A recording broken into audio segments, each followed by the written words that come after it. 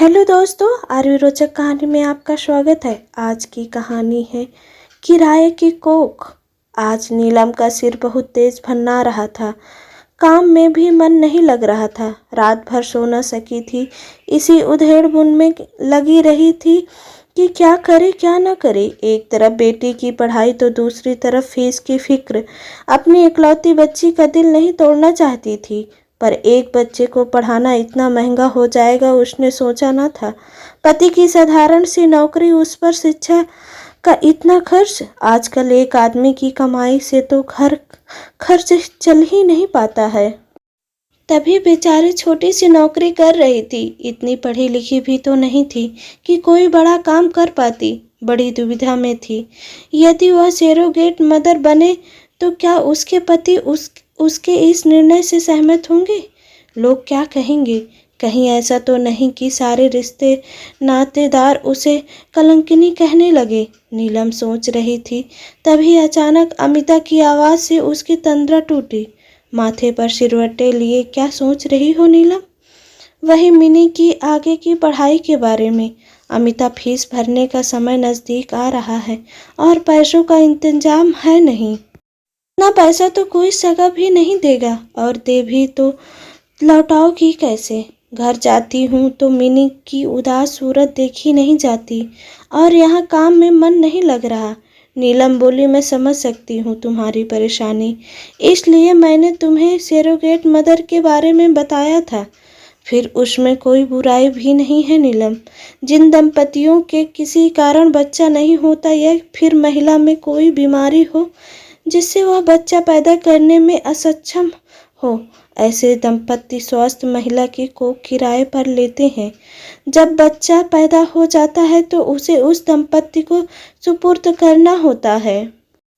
कोख किराए पर देने वाली महिला की उस बच्चे के प्रति कोई जिम्मेदारी नहीं होती, और ना ही उस बच्चे पर कोई हक।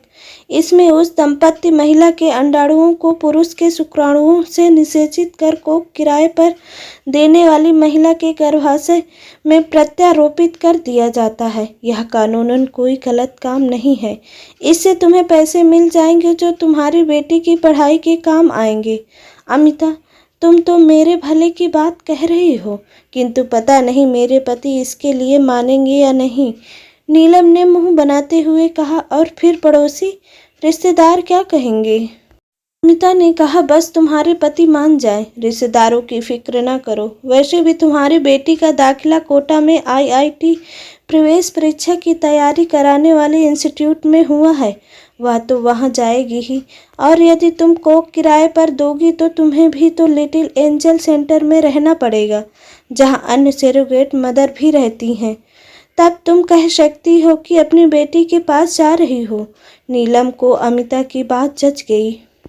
रात को खाना खाकर सोने से पहले जब नीलम ने अपने पति को यह सरोगेट मदर वाली बात बताई, तो एक बार तो उन्होंने साफ मना कर दिया, लेकिन नीलम तो जैसे ठान चुकी थी। शो अपनी बेटी का वास्ता देते हुए बोली, देखो जी, आजकल पढ़ाई कितनी महंगी हो गई है। हमारा ज़माना अलग था, जब सरकारी स्कूलों में पढ़कर बच्चे अच्छे अंक ले आते थे और आगे फिर सरकारी कॉलेज में दाखिला लेकर डॉक्टर, इंजीनियर आदि बन जाते थे।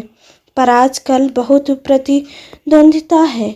बच्चे अच्छे कोचिंग सेंटरों में दाखिला लेकर डॉक्टरी या फिर इंजीनियरिंग की पढ़ाई के लिए प्रवेश परीक्षा की तैयारी करते हैं। हमारी तो एक ही बेटी है, वह कुछ बन जाए तो हमारी भी चिंता खत्म हो जाए। उसे कोटा में दाखिला मिल भी गया है। अब बस बात फीस पर ही तो अटकी है। यदि हम उसकी फीस न भर पाएं तो बेचारी IIT की प्रवेश परीक्षा की तैयारी न कर पाएगी। दूसरे बच्चे उससे आगे निकल जाएंगे। आजकल बहुत प्रतियोगिता है। यदि उसने वह परीक्षा पास कर ली भी तो हम आगे की फीस न भर पाएंगे। फिर खाली इंस्टीट्यूट की ही नहीं, वहाँ कमरा किराए पर लेकर रहने व खाने पीने का खर्चा भी तो बढ़ जाएगा। हम इतना पैसा कहाँ से लाएंगे? अमिता बता रही थी कि कोख किराए पर देने से 7-8 लाख तक मिल जाएंगे। फिर सिर्फ 9 माह की ही तो बात है। उसके बाद तो कोई चिंता नहीं। हमें अपनी बेटी के भविष्य के बारे में सोचना चाहिए। पढ़ जाएगी तो कोई अच्छा लड़का भी मिल जाएगा। जमाना बदल रहा है, हमें भी अपनी सोच बदलनी चाहिए। नीलम के बार बार कहने पर उसके पति मान गए। अगले दिन नीलम ने यह बात खुश होकर अमिता को बताई।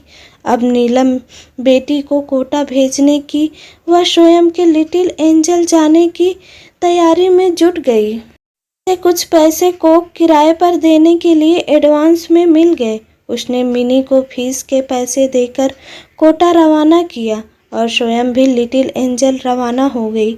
वहां जाकर नीलम एक एक दिन गिन रही थी कि कब 9 माह पूरे हों और वह उस दंपति को बच्चा सौंप अपने घर लौटे। 5वां महीना पूरा हुआ।